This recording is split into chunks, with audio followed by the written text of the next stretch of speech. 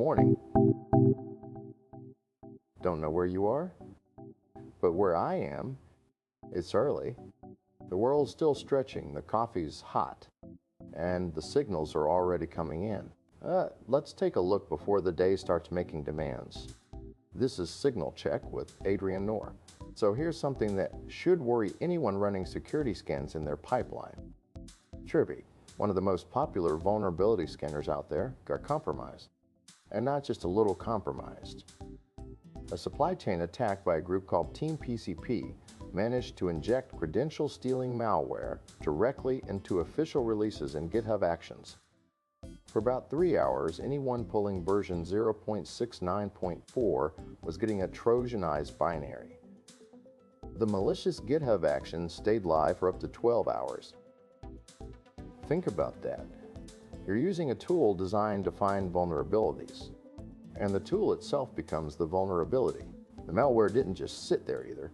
It scanned memory, hunted through file systems, targeted everywhere. Credentials might hide, authentication secrets, tokens, the works.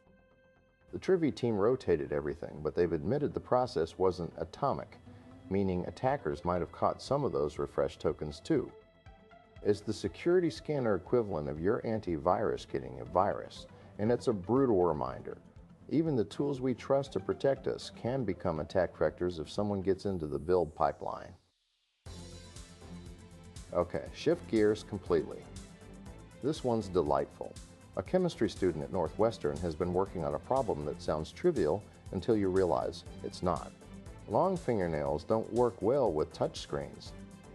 So Rachel Desai decided to invent a new kind of conductive nail polish. Most existing options rely on additives that can be dangerous if inhaled, and they all have this metallic or black shimmer, which, limits your aesthetic options.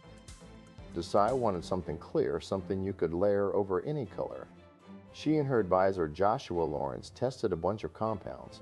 Ethanolamine had the conductivity, but it's toxic. Taurine, yeah, the stuff in energy drinks, is totally safe but didn't stay perfectly clear.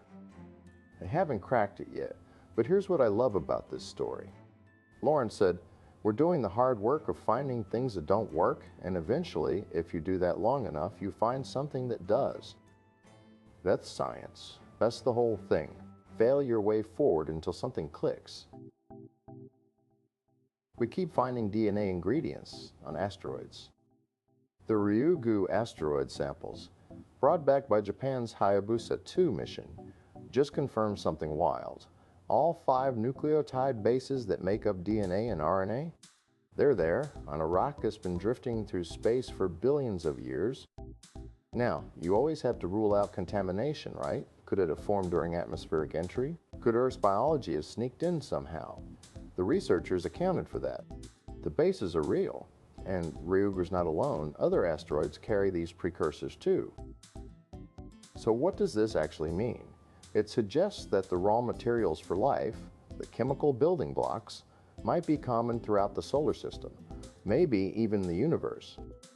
It doesn't mean life is everywhere, but it does mean the ingredients might be.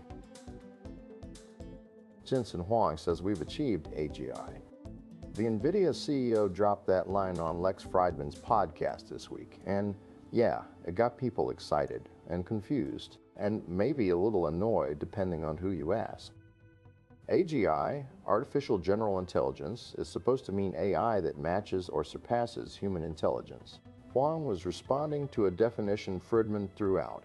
Can an AI essentially do your job? Start and run a billion-dollar company? Huang said yes. He pointed to OpenClaw, the spiral open-source AI agent platform, and talked about people using agents for all kinds of things. Then he kind of walked it back. Said a lot of these projects get hot for a couple months and then fizzle out. Which is it, right? And have we crossed the threshold or haven't we? The truth is, the term AGI has become so squishy that tech leaders are actively trying to replace it with something more precise, but they keep saying essentially the same thing with different words. Huang's claim is more marketing than milestone, but it's a useful reminder. The goalposts keep moving because no one actually agrees where they are. And finally, because I always love a story where the old guard gets outdone by some whiz kid just showing up. This one gives me hope. There's a legendary sport climbing route in France called the Bombe Bleu. For 35 years, the best climbers in the world couldn't send it.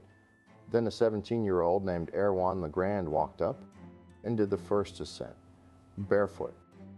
He's proposing it as 5.15B, which is obscenely difficult.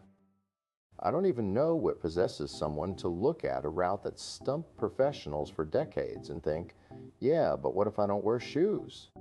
But he did, and it worked. That's the kind of audacity the world needs more of. That's Signal Check for today. Close the tabs, step outside, the day's waiting. We'll talk again next time.